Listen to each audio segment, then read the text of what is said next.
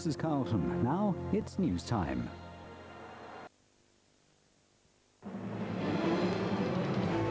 Austria in mourning after mountain fire disaster. Water levels still high tonight, but flood crisis eases. And Britain remembers all those who lost their lives in war.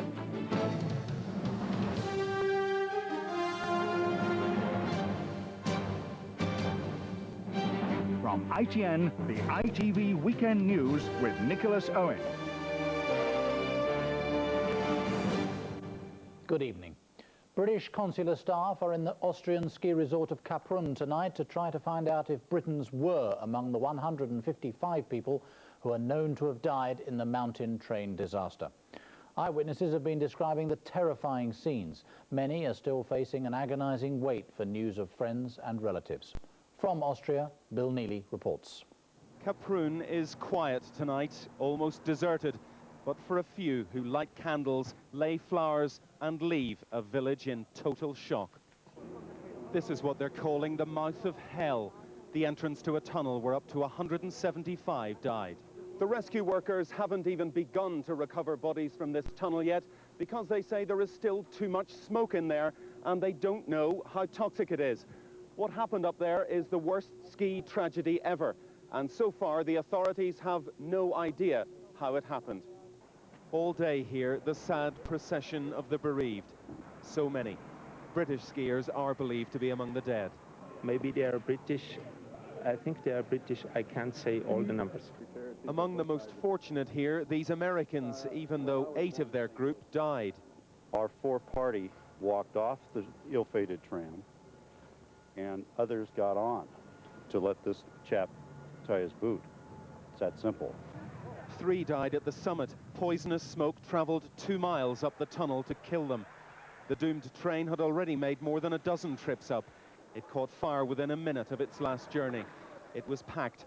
The victims had little chance in the dark and in temperatures of 1,000 degrees centigrade.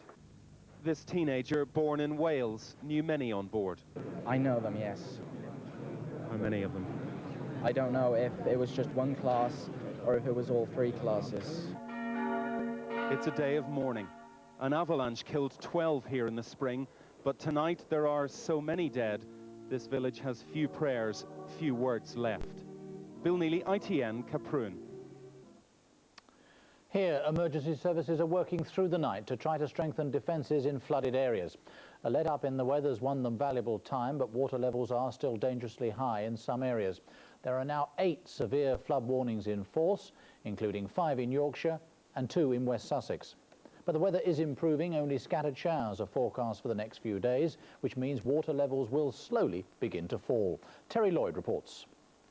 Emergency services are working and wading through the night to divert the floods from some of the south's most popular towns and cities.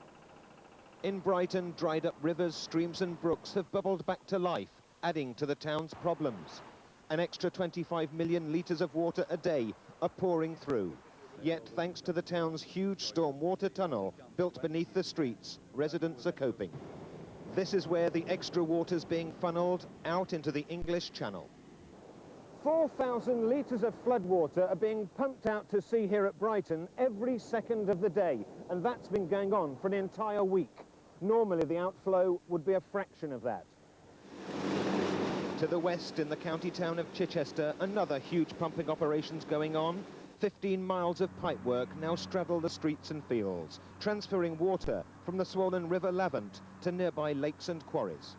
All of this was in place. It was put in yesterday, and we did a big pumping operation to move the water out of the River Lavant into this holding lake, and so doing that we saved Chichester from flooding. To the north and flooded Yorkshire, where the water levels are hardly moving. Gowdall was one of the worst hit villages, and residents are still coming to terms with how it will affect them. It could be a while, it could be a long while. 6 months at least before we'll be back in our houses, but 18 months to 2 years I've been told before they're actually dried out. Rail and road users face more delays and diversions tomorrow. This was the scene at Howden in Yorkshire, and experts say the threat of future floods could go on for another 5 months. Terry Lloyd, ITN. And motorists could face further disruption tomorrow as the fuel protest convoy starts moving again.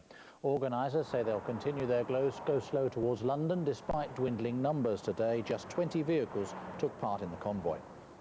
George W. Bush will find out tomorrow if his legal bid to stop a recount of votes in Florida has succeeded. Sample rechecking in one county has given Al Gore extra votes, and a manual recount's been ordered which could see the Democrats winning the presidency after all. Here's our Washington correspondent, James Mates. The Republicans say this is not a recount, but a hunt for more votes, scrutinizing ballot papers rejected by the counting machines, holding them up to the light to see if a voter's intentions can be determined. They're furious this is only happening in heavily Democrat areas of Florida, where finding more votes is only likely to benefit Al Gore. The Democrats, in contrast, insist every vote should be examined, so everyone's vote will count. Gore is trying to stay above the fray, taking his family to church this morning. Hope you all have a nice Sunday. But his campaign aides are giving no ground in this battle to decide the presidency. I think you're quite justified in asking for a recount by hand. Now, Sam, this is nothing we invented. This is Florida law.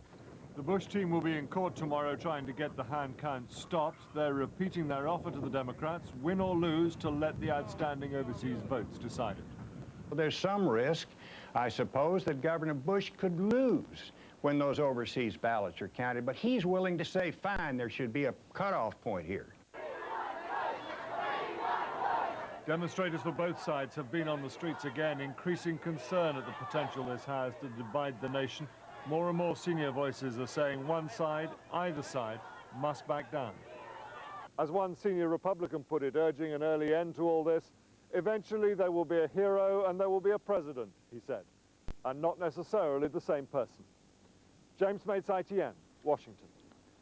Football, Liverpool are now third in the Premiership after a convincing home win over Coventry. Chelsea drew 1-1 with Leeds. Don Riddell watched the action. Any suggestions that Leeds would be jaded after their midweek heroics in the Champions League proved unfounded as Mark Viduka headed the Yorkshiremen in front. The Australian striker is rapidly becoming the fans' favourite at Leeds, a mantle once held by Jimmy Floyd Hasselbank. The Dutchman couldn't score against his former club, but his determination did help produce Chelsea's equaliser, a header from Gustavo Poyet. There were some stunning goals at Anfield, where Liverpool moved third in the table with a 4-1 win over Coventry. Gary McAllister opened the scoring, a goal that was bettered by Coventry's David Thompson with a blistering drive. But Emil Heskey stole the headlines with 2 late goals, which surely guarantees him an England place for the friendly against Italy on Wednesday. Don Riddell, ITN Sport. In Scotland, Celtic and Rangers were both in action. Scottish viewers can see highlights after this, so look away now if you don't want to know the scores.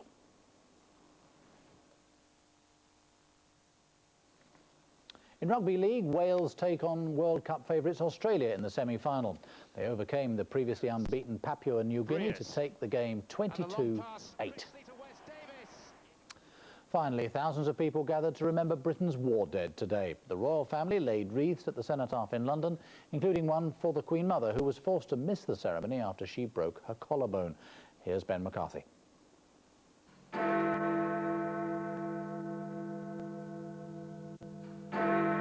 At 11 o'clock, Britain's moment of remembrance.